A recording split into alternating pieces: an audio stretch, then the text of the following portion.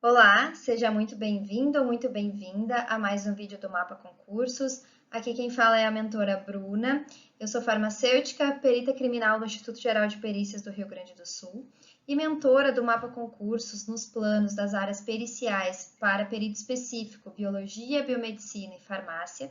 Mas também eu presto mentoria para alguns outros cargos, né, como papiloscopista, perito químico, entre outros. Então, hoje eu estou aqui para falar com vocês a respeito de um tópico que costuma ser cobrado dentro da disciplina de biologia, e aí pode ser cobrado então nas diferentes áreas, tanto nos cargos de perito específico, como outros cargos periciais, como papiloscopista, técnico e perícias. E eu também já vi esse assunto em alguns concursos, né, para a Polícia Civil, tanto agente, escrivão, entre outros, tá? Então, o assunto de hoje vai ser estrutura e fisiologia da célula. É um assunto bem introdutório à biologia, né? Afinal de contas, a célula é a unidade, né, dos organismos vivos.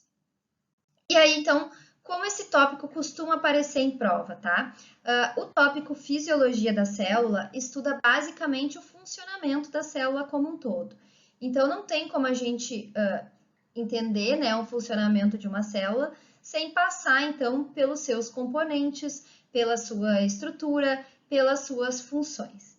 Então, o que normalmente é cobrado nas provas? A diferença entre células eucariontes e procariontes, a questão das eucariontes, né, terem um núcleo definido e as procariontes não. Além disso, diferenças nas organelas e estruturas entre células eucariontes, animais e vegetais. Quais são as principais, então, como eu já mencionei, estruturas e organelas celulares, bem como as funções dessas organelas. Dentre as estruturas, então, da célula, a principal estrutura que costuma ser bastante explorada em provas é a membrana plasmática, né, que é aquela membrana que vai fazer delimitar a nossa célula. E aí, então, dentro da parte de membrana plasmática, é preciso estudar a composição da membrana, quais são os tipos de especializações da membrana plasmática, os diferentes tipos de transporte que a membrana plasmática pode realizar, né? Transporte ativo, transporte passivo. E principalmente, tá? Se o seu edital vier com um tópico enfatizando os revestimentos celulares, precisa ter um enfoque maior ainda na membrana plasmática. Além disso, também, né, fazendo um puxado como se fosse da membrana, né, pensando em revestimento celular, é importante estudar a parede celular, né, como é que se dá a composição, a estrutura de uma parede celular nas células vegetais, bactérias, cianobactérias, fungos e também algumas algas. E aí, então, reforçando, tá? Algumas questões vão focar só em membrana plasmática. Se vocês forem pesquisar por questões que já tiveram para as áreas periciais e policiais, principalmente, é bastante cobrado nesse aspecto. Então, quais são as estruturas da célula que a gente precisa estudar para a prova? Núcleo, né? E a composição do núcleo, o que é a cromatina, o que são os cromossomos, como eles estão organizados, o que é o nucleolo.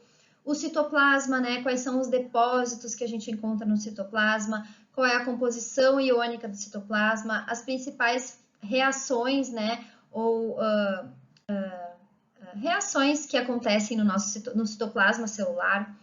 Mitocôndria, tá? É outra organela que é bastante cobrada e explorada em provas, então, tanto pela parte, né, que ela gera energia, faz a respiração celular, quanto também pela célula, né, pela mitocôndria, desculpa, ter um DNA próprio, que é o DNA mitocondrial, bastante explorado na área forense. Então, ela tem toda uma particularidade que é interessante dar um enfoque maior também para a mitocôndria. Assim como membrana plasmática, a mitocôndria também costuma ser bastante cobrada, tá?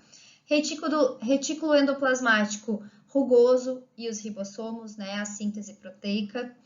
Retículo endoplasmático liso, os endossomos, o complexo de Golgi, o lisossomo, o peroxissomos e os cloroplastos, né, que vão estar presentes nas células vegetais, no caso do cloroplasto.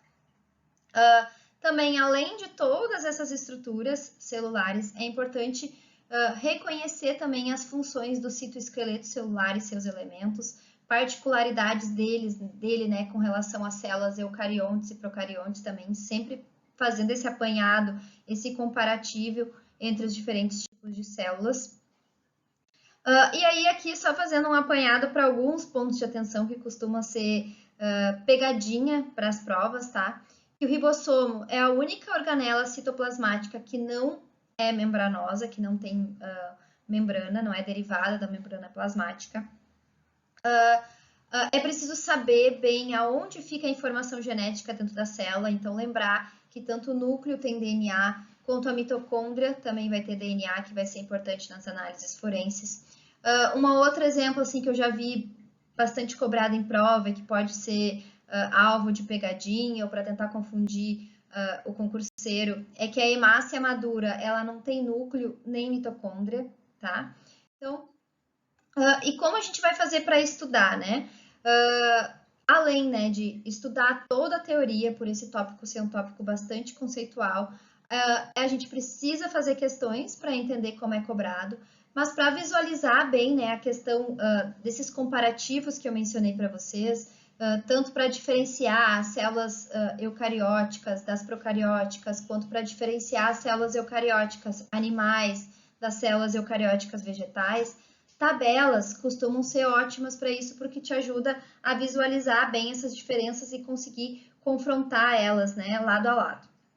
Além disso, é interessante, né, se você tiver alguma habilidade nesse aspecto, tentar fazer desenhos das imagens, né, das organelas e das estruturas para tentar saber reconhecer, né, e também identificar a localização dessas estruturas dentro da célula. E isso é bastante cobrado em questões, tá? Então, se daqui a pouco tu não tem habilidade para, né, para desenhar, para fazer isso, tenha um banco de imagens, se familiarize com essas imagens dessas estruturas, porque pode ser que a questão né, simplesmente te traga a imagem e te peça algo correspondente em relação àquela estrutura, só pela imagem fornecida ali no enunciado da questão, tá? É importante, assim, que se o teu edital traz só a parte de fisiologia e estrutura da célula, que você não adentre a parte de metabolismo celular, porque ele é um outro tópico que normalmente ele vem de forma explícita, né, à parte no edital, então não precisa se aprofundar nesse momento.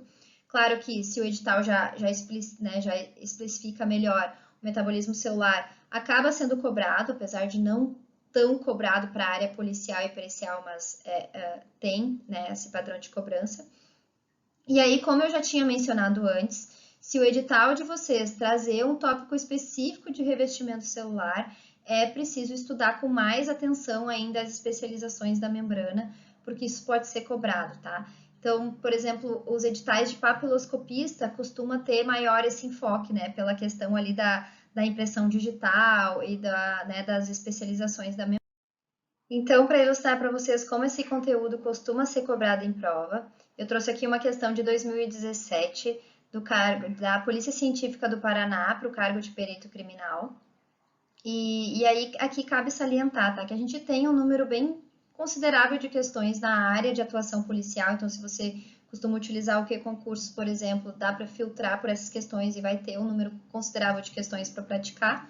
Mas, eventualmente, né, com os ciclos periódicos ali de exercício, se as questões se esgotarem, é possível expandir, então, as questões para outros cargos. Tem para cargo de professor, tem para cargos de nível médio, então, próprias questões de vestibular acabam tendo uma abordagem legal, porque esse é um tópico introdutório, então não tem muito o que aprofundar, o que inventar a roda, e as questões de vestibular costumam pegar, assim, detalhes, né, de pegadinhas, então que ajuda a afiar bem o machado na hora de resolver questão, tá?